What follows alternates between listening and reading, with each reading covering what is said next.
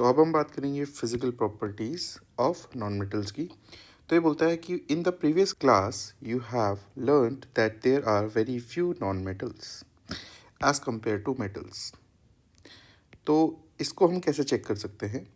हम पहले 10th में एक चैप्टर पढ़ा करते थे जिसका नाम था पीरियोडिक क्लासिफिकेशन ऑफ एलिमेंट्स, और उसमें एक टेबल होती थी जिसको हम बोलते थे पीरियोडिक टेबल, जो कि कुछ इस तरीके से नज़र आती है।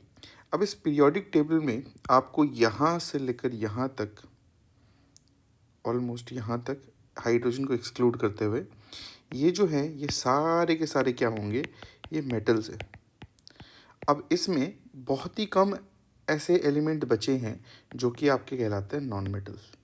ठीक है, तो इसमें आप देख सकते हो हाइड्रोजन है, या कार्बन है, बोरॉन भी मेजॉरिटी नॉन मेटेलिक प्रॉपर्टीज़ रखता है, nitrogen, oxygen, fluorine, chlorine, bromine, iodine, sulphur, selenium, phosphorus, है ना, helium, neon, argon, krypton, xenon, radon, ये सब तो नॉन मेटल्स हैं ही।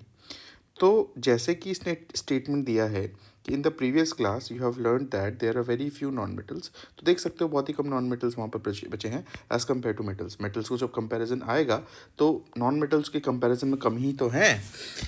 फर्दर बोलता है कि some of the examples of non metal are carbon, sulphur, iodine, oxygen, hydrogen etcetera. तो ये कुछ इंपॉर्टेंट नॉन मेटल्स के एग्जांपल दिए हुए हैं, है ना। अब देखो, जो नॉन मेटल्स हैं यूजुअली वो 3 पर्टिकुलर स्टेट में एग्जिस्ट कर सकते हैं। सारे नॉन मेटल एक ही स्टेट में एग्जिस्ट नहीं करते, अलग अलग नॉन मेटल अलग अलग स्टेट में एग्जिस्ट करते हैं, फिजिकल स्टेट में, सॉलिड, लिक्विड या गैस। लेकिन अगर मैं बात करूँ, कुछ ही सॉलिड हैं, एक ही लिक्विड है रूम टेम्परेचर पे, और बहुत सारे जो है वो गैसीय स्टेट में एग्जिस्ट करते हैं। जैसे एग्जांपल के तौर पे देखो, ये आपका ब्रोमीन का सैंपल है। ये जो है आपके पास ब्रोमीन के सैंपल को एकदम सील करके ही रखा जाता है most of the times, because bromine is basically highly poisonous to us, है ना। तो ब्रोमीन को हमेशा सील करके रखा जाता है अनटिल अनलेस हम यूज़ नहीं करें उसको। तो ये ब्रोमीन है जो लिक्विड स्टेट में एग्जिस्ट करता है रूम टेम्परेचर पे। Further this is solid state of sulphur, तो सल्फर कुछ इस तरीके का नज़र आता है। ठीक है, फर्दर हम देखिए तो हमारे पास आयोडीन जो है जब क्रिस्टलाइज हो जाता है, उसके पीसेस बनते हैं, तो इस तरीके से आयोडीन आपका नज़र आएगा। इसमें आप देख सकते हो शाइनी अपीयरेंस बिल्कुल नज़र आ रही है, फ्रेशली प्रिपेयर्ड आयोडीन है ना। फर्दर आप देखो ग्रेफाइट, ग्रेफाइट बेसिकली क्या होता है, रॉक जिससे ये पेंसिल जो लेड होता है वो बनाया जाता है। तो basically this graphite is basically also shiny in appearance. So अगर हम यहाँ पर देखें तो बोलता है कि non metals are either solid और gases except bromine which is liquid. तो कौन कौन से ऐसे नॉन मेटल्स हैं जो सॉलिड स्टेट में एग्जिस्ट कर सकते हैं? देखो, मैं आपको लिस्ट भी बता देता हूँ कि कौन कौन से नॉन मेटल सॉलिड स्टेट में एग्जिस्ट करते हैं जो हमारे लिए इंपॉर्टेंट है। देखिए, कार्बन, है ना, वो नॉन मेटल है जो सॉलिड स्टेट में एग्जिस्ट करता है, तो ये आपका सॉलिड स्टेट में एग्जिस्ट करता है। आयोडीन हो गया, तो आयोडीन भी सॉलिड स्टेट में एग्जिस्ट करता है। अगर मैं और बात करूँ तो फॉस्फोरस जो होता है वो भी आपका सॉलिड स्टेट में एग्जिस्ट करता है। ठीक है, जैसे सल्फर हो सकता है नॉन मेटल जो सॉलिड स्टेट में एग्जिस्ट करे, है ना। तो ये कुछ ही हैं हमारे पास जो सॉलिड स्टेट में एग्जिस्ट कर पाते हैं। इसके अलावा most of them are gases, और एक तो आप जानते ही हो कि आपका लिक्विड होता है। फर्दर हमें बताया गया है एक्टिविटी 3.7 के बारे में। इससे पहले की एक्टिविटीज़ हम ऑलरेडी कर चुके हैं, अगर आपने नहीं करी हैं तो आप पहले एक्टिविटीज़ को देखो, क्योंकि ये जो एक्टिविटी है ये पुरानी एक्टिविटी से रिलेटेड है। अब अलग अलग एक्टिविटीज़ में अलग अलग चीज़ें हमने पढ़ी थी। जैसे एक्टिविटी 3.1 में अपीयरेंस के बारे में पढ़ा था, एक्टिविटी 3.2 के बारे में हार्डनेस के बारे में पढ़ा था, एक्टिविटी 3.3 में हमने पढ़ा था about the malleability, ductility and brittleness basically. So ये बोलता है कि collect sample of carbon, basically coal या ग्रेफाइट के सैंपल को कलेक्ट करने के लिए बोल रहा है। बोलता है सल्फर एंड आयोडीन, तो जब इनके सैंपल्स को कलेक्ट करते हैं तो इनके सैंपल्स कुछ इस तरीके के नज़र आएंगे। अगर मैं ग्रेफाइट का सैंपल कलेक्ट करूँगा तो मतलब प्योर ग्रेफाइट तो मुझे ऐसे ही नज़र आएगा। आयोडीन के सैंपल या तो मुझे इस तरीके से मिलेंगे या तो इस तरीके से मिलेंगे, और अगर मैं सल्फर के सैंपल को कलेक्ट करता हूँ तो मुझे इस तरीके का सल्फर दिखाई देगा। तो ये बोलता है कि कलेक्ट करो इनके सैंपल्स को। फर्दर बोलता है कि कैरी आउट एक्टिविटीज़ 3.1 टू 3.4। तो अगर मैं यहाँ पर एक्टिविटी 3.1, 3.2, 3.3 की बात करूँ, देखो सिंपल सी कहानी है। अगर मैं 3.1 के बेसिस पे बात करूँ तो ये अपीयरेंस के बारे में बात करेगा। देखो कोल डल अपीयरेंस का हो सकता है, बट ग्रेफाइट की जो अपीयरेंस होगी वो शाइनी अपीयरेंस होगी, है ना। सल्फर जो है वो आपका डल अपीयरेंस होगा मोस्ट ऑफ द केसेस में, और आयोडीन आपका शाइनी अपीयरेंस देगा। तो ऊपर आप देख सकते हो कि जैसे अगर मैं यहाँ पर देखूँ तो आप क्लियरली देख सकते हो this is basically it is having a dull appearance, it is not shiny, it is shiny. हम कहते हैं किसको बोलते हैं, इसको बोलते हैं शाइनी, चमक रहा है, एकदम लाइट पड़ रही है, एकदम चमक रहा है, रिफ्लेक्शन आ रहा है उस पर, ठीक है। तो अगर मैं यहाँ पर देखूँ ये ग्रेफाइट, ये this is also shiny in appearance, but this is not shiny, you can call it dull in appearance, ठीक है। एक्टिविटी 3.1 से तो ये पता चलता है, एक्टिविटी 3.2 से पता चलता है कि बोलता है try to cut these metal with a sharp knife. अब बेसिकली अगर आप इस सल्फर को कट करने जाओगे तो ईजिली कट हो जाता है, बिकॉज इसके अंदर जो बॉन्डिंग होती है इतनी ज़्यादा स्ट्रॉन्ग नहीं होती है, एंड ईजिली आप इसके छोटे छोटे पीसेस कर सकते हो। बट आयोडीन थोड़ा सा हार्ड होता है, आयोडीन के पीसेस मतलब आयोडीन को एकदम चॉप करना बहुत इजीली तो नहीं हो सकता, तो आयोडीन आपका हार्ड कैटेगरी में आता है। सिमिलरली अगर मैं ग्रेफाइट की बात करूँ तो ग्रेफाइट भी उतना ज़्यादा सॉफ्ट नहीं होता, ये भी हार्ड कैटेगरी के अंदर रखा जाता है।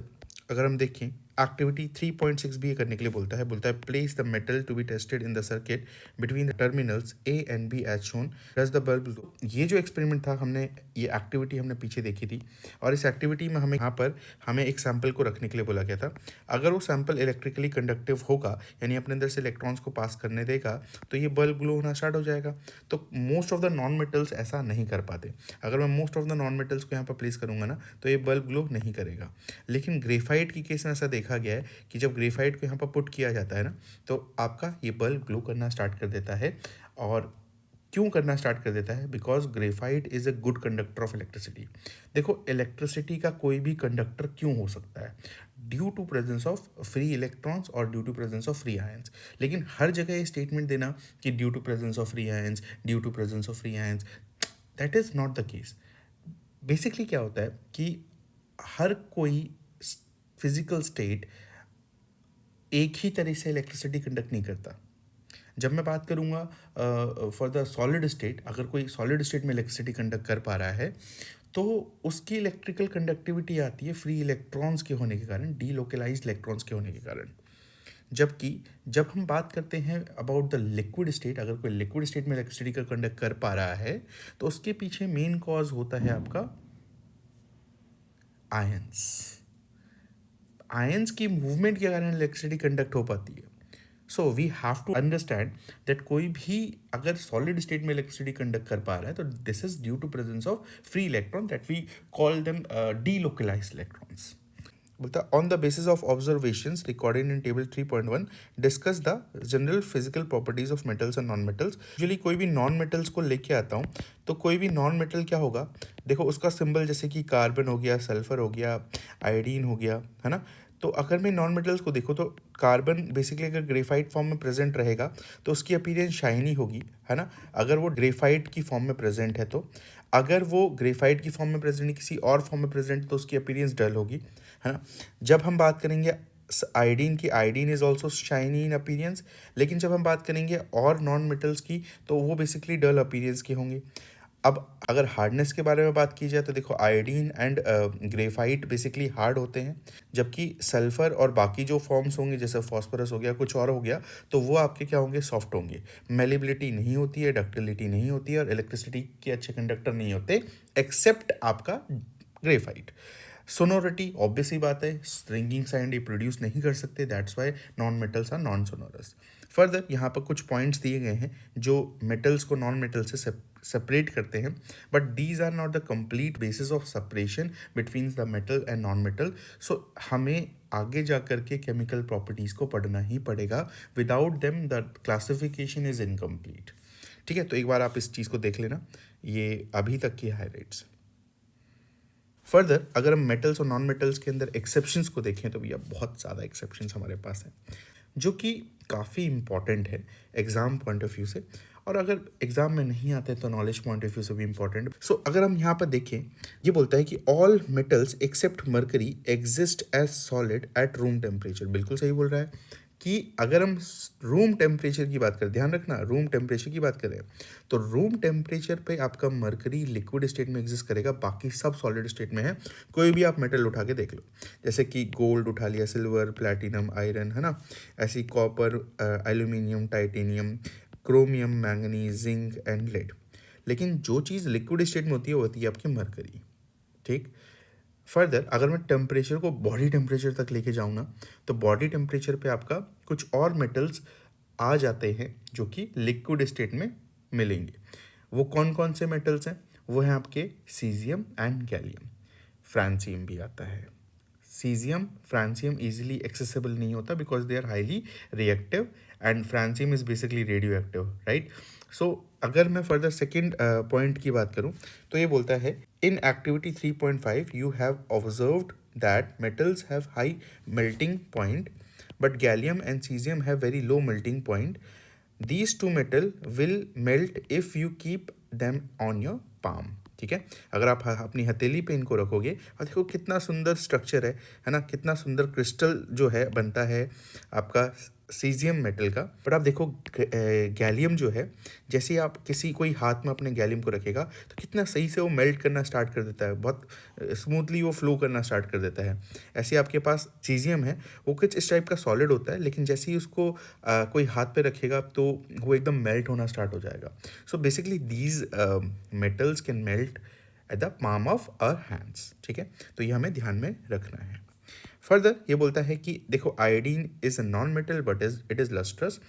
Same for the graphite. Graphite भी आपका क्या होता है? लस्ट्रस होता है। तो ये भी हमें ध्यान में रखना है एग्जाम पॉइंट ऑफ व्यू से।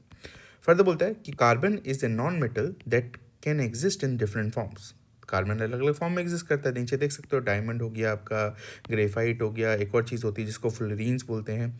फर्दर ये बोलता है कि each form is called an allotrope. तो डायमंड हो गया, ग्रेफाइट हो गया, आपका फ्लोरीन हो गया, ये क्या हो गया? आपके एलोट्रॉप्स हो गए। बोलते हैं diamond and allotrope of carbon is hardest natural substance known.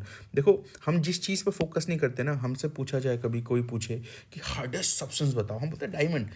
नहीं, हार्डेस्ट नेचुरल सब्सटेंस है डायमंड। हम कभी कभी सही से अगर पढ़ते नहीं ना तो हम गलत इन्फॉर्मेशन को आगे कन्वे कर देते। हमें चीज़ों को समझना है कि हमें बोला गया है हार्डेस्ट नेचुरल सब्सटेंस, तो हार्डेस्ट नेचुरल सब्सटेंस आपका डायमंड होगा।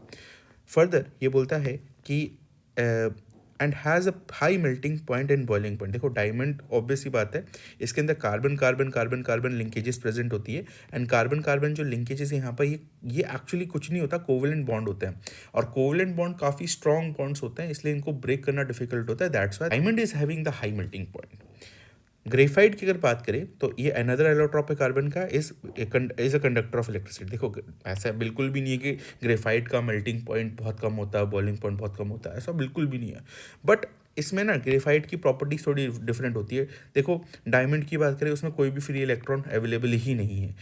ग्रेफाइट क्या करता है? 3 बॉन्ड बनाता है, उसका एक इलेक्ट्रॉन कहीं ना कहीं मतलब फ्री रहता है, तो वो उस इलेक्ट्रॉन की हेल्प से इलेक्ट्रिसिटी कंडक्ट कर पाता है। हाउएवर डायमंड की तरह ग्रेफाइट भी high melting and boiling point रखता है। ठीक है, बट ग्रेफाइट के अंदर एक और प्रॉपर्टी होती है कि इसके ना 2 लेयर्स के बीच में जो इंट्रैक्शन होता है वो काफ़ी वीक होता है, इसलिए एक लेयर दूसरी लेयर के ऊपर स्लाइड कर सकती है। जो हमारा ग्रेफाइट होता है उसको ल्यूब्रिकेशन पर्पज से हम यूज़ करते हैं। फ्लोरीन अभी भी मतलब इनके ऊपर काम चल रहा है, और इस टाइप का स्ट्रक्चर बहुत ही फेमस फ्लोरीन का है जिसको हम बकमिंस्टर फ्लोरीन बोलते हैं, जो कि हम चैप्टर 4 में पढ़ेंगे। ठीक है, फर्दर हमें बोलता है कि alkali metal are so soft that they can be cut with a knife. देखो मैं ज़्यादातर एल्कली मेटल की बात करूँ तो सॉफ्ट ही होते हैं, क्योंकि उनके अंदर मेटेलिक बॉन्डिंग काफ़ी वीक पाया जाता है, काफ़ी वीक मेटेलिक बॉन्डिंग है। अगर मेटेलिक बॉन्डिंग के पर्पज से हम अगर कंपेयर करें तो जैसे लिथियम, सोडियम, पोटेशियम, ये आपके क्या होंगे? ये एल्कली मेटल्स हैं। एल्कली मेटल हम ग्रुप 1 एलिमेंट को कहते हैं। जैसे कि अगर आप यहाँ पर देखो तो ग्रुप 1 एलिमेंट कौन से होंगे? जिन्होंने पीरियोडिक टेबल नहीं पढ़ी उनको मैं बता रहा हूँ कि जैसे lithium, sodium, potassium, rubidium, caesium, francium, ये आपके एल्कली मेटल कहलाते हैं। और ये मोस्टली ये क्या होता है? सॉफ्टी होते हैं, है ना, तो इनको ईजिली चाकू से काटा जा सकता है। तो आपके सिलेबस में तो फिलहाल सोडियम और पोटेशियम ही है। तो बेसिकली ये जो आपके मेटल्स होते हैं ये इनकी लो डेंसिटी होती है। तो लो डेंसिटी से क्या फ़र्क पड़ता है? देखो जो पानी के साथ रिएक्शन करेंगे ना, तो पानी के साथ रिएक्शन करते समय ये पानी के ऊपर फ्लोट करते हैं। ठीक है, तो इसलिए डेंसिटी भी एक इम्पॉर्टेंट पैरामीटर आता है मतलब रिएक्शंस को समझने के लिए। भाई इंटरेस्टिंग सी रिएक्शन से मैं आपको करके भी दिखाता हूँ।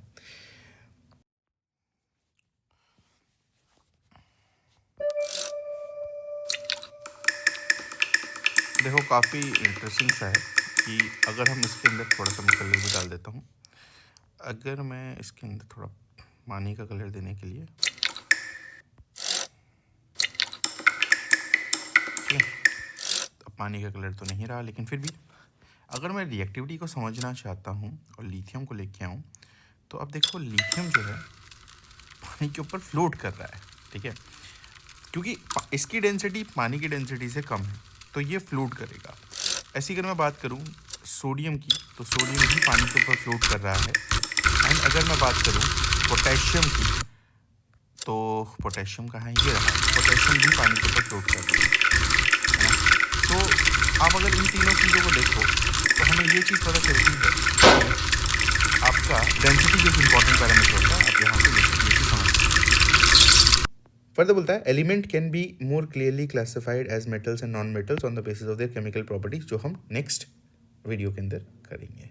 Thank you very much, have a good day to all of you.